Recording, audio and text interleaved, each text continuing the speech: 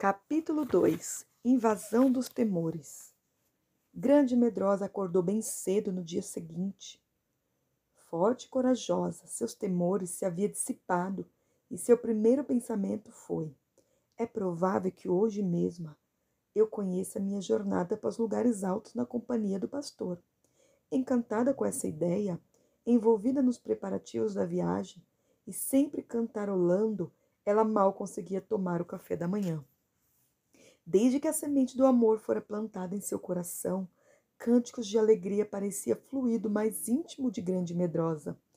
E o que melhor expressava essa gratidão e nova felicidade eram os cânticos do velho livro usado pelos pastores, enquanto guiava os rebanhos às pastagens. Assim, enquanto se preparava, seguindo as instruções do pastor, cantava uma dessas canções. Enquanto a mesa, ó rei, está, meu nardo sua essência exala, aromas raros, nobres ervas, aos pés do rei vem derramar. Muito grato amor quero doar, a quem não pobre serva amou. Ó filha de Jerusalém, eu sou morena, bem morena, da cor das tendas de Quedar. As sedas finas das cortinas de Salomão faço lembrar. No corpo trago do pecado as marcas, mas dentro em mim o amor gravado está. Não reparem minha cor, pelo sol tostada sou. Meus irmãos com preconceitos lá de casa me expulsaram, para as vinhas me mandaram como guarda, mas a vinha que é minha me impediram de guardar. Uso vestes de nobreza, sua graça derramou sobre mim sua beleza. Sou inútil, tão carente, minhas máculas não vê, ó, em mim só a beleza que terei. Cantares 1, 12, 15, 5 e 6. De tempos em tempos, enquanto continuava seu trabalho, o coração de Grande Medrosa agitava-se de entusiasmo, em parte pelo temor do desconhecido. Mas sempre que se recordava do espinho em seu coração, ela tremia da cabeça aos pés com a mesma sensação de misteriosa doçura. O amor era também para ela, até mesmo para ela, a aleijadinha.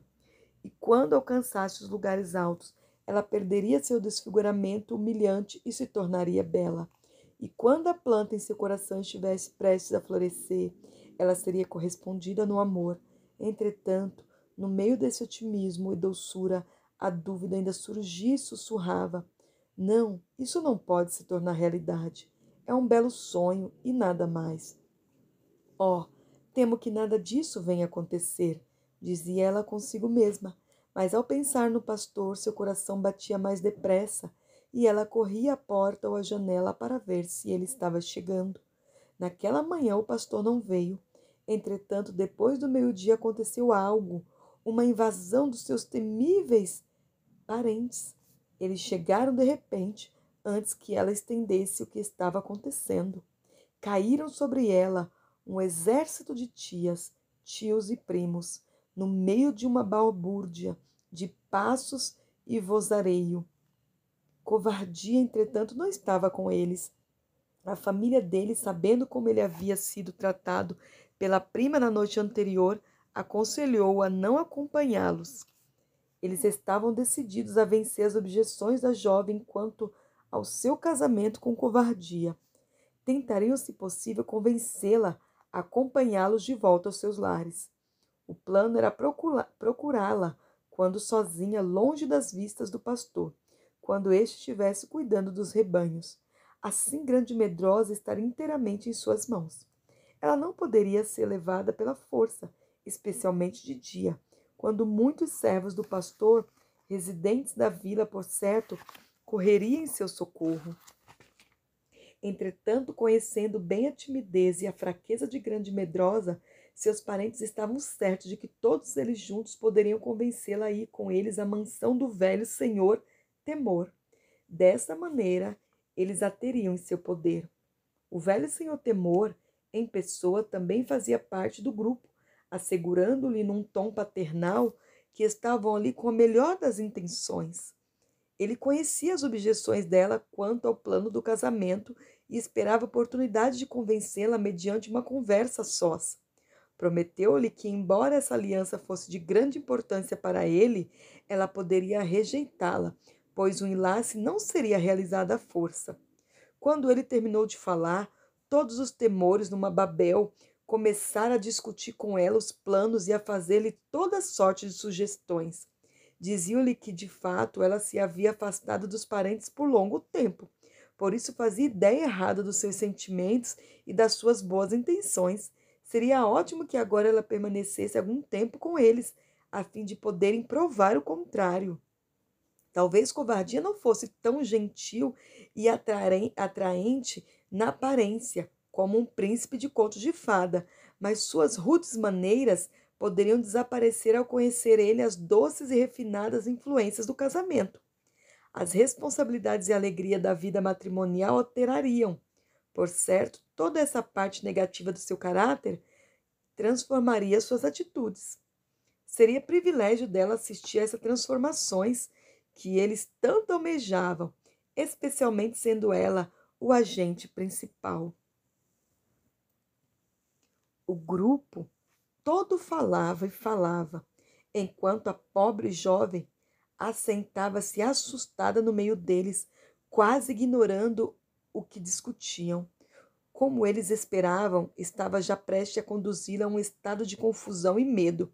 Parecia que eles logo a persuadiriam que era seu dever tentar a impossível tarefa de converter covardia em uma pessoa menos agradável. De repente se calaram.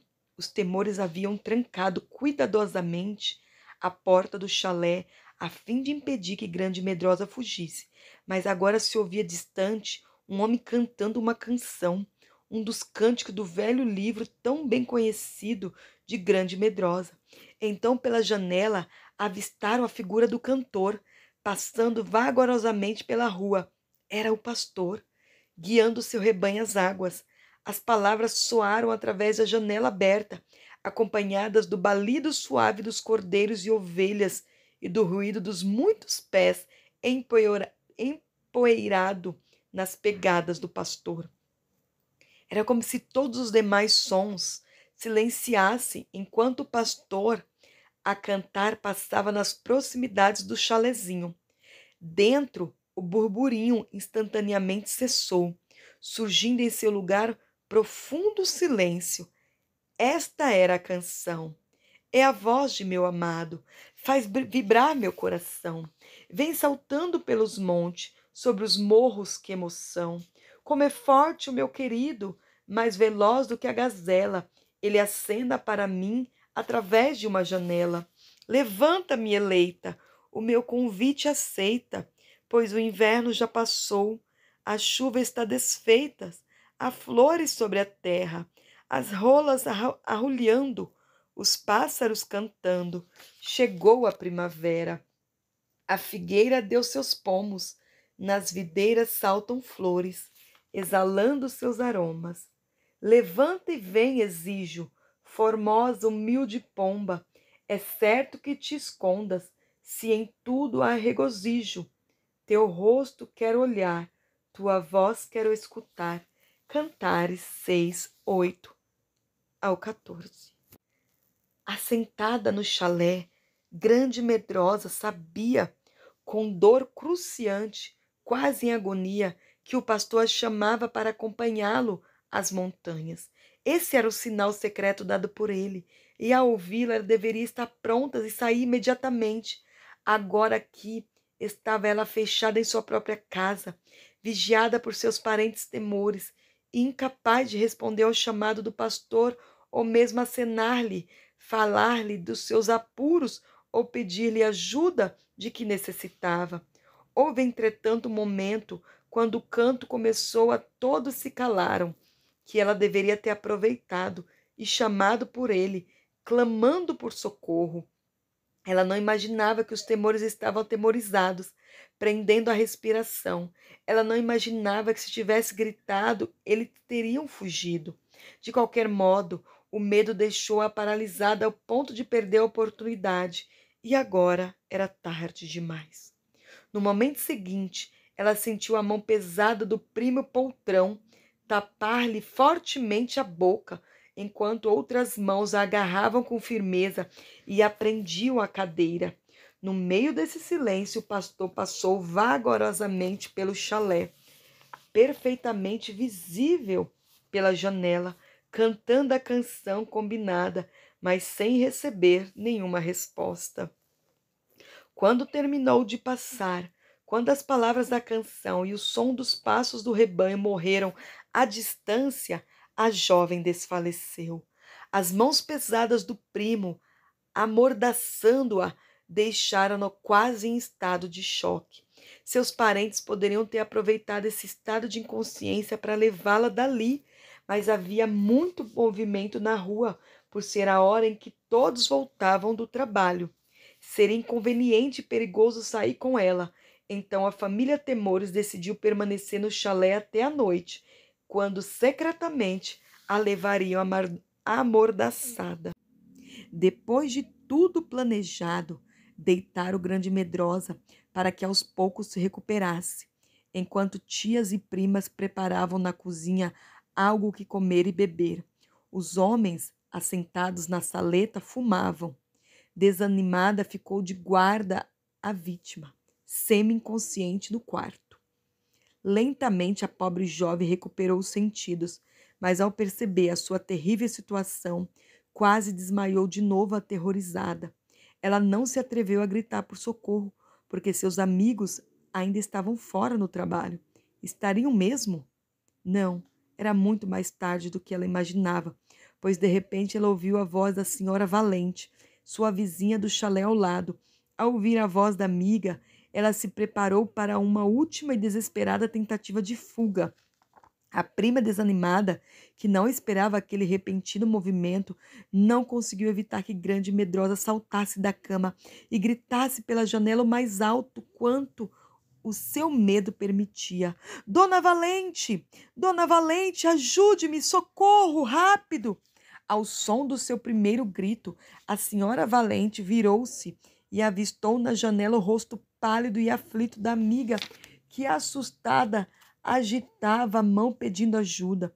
Num momento, o rosto desaparece da janela e a cortina se fecha. Fora o bastante para a senhora Valente, cujo nome a descrevia muito bem, dirigir-se ao chalé da vizinha e tentou inutilmente abrir a porta, muito bem trancada. Depois foi à janela e viu o quarto da Grande Medrosa cheio dos parentes. A senhora Valente não era o tipo de mulher que se intimidava como o que ela chamava um pacote de irados temores. Introduzindo o rosto pela janela, ela ameaçou em alta voz: Fora desta casa, já, neste minuto, todos vocês. Se não saírem em 3 segundos, eu chamarei o pastor. Este chalé pertence a ele, e nem queiram pensar no que lhe acontecerá se forem encontrados aqui. O efeito de suas palavras foi quase mágico. A porta, seguradamente trancada, escancarou-se e os Temores todos saíram correndo, tropeçando uns nos outros na ânsia de fugir. A senhora Valente sorriu vitoriosa ao observar tão ignominiosa fuga. Quando os últimos haviam saído, ela entrou. Grande Medrosa parecia trespassada de angústia e medo.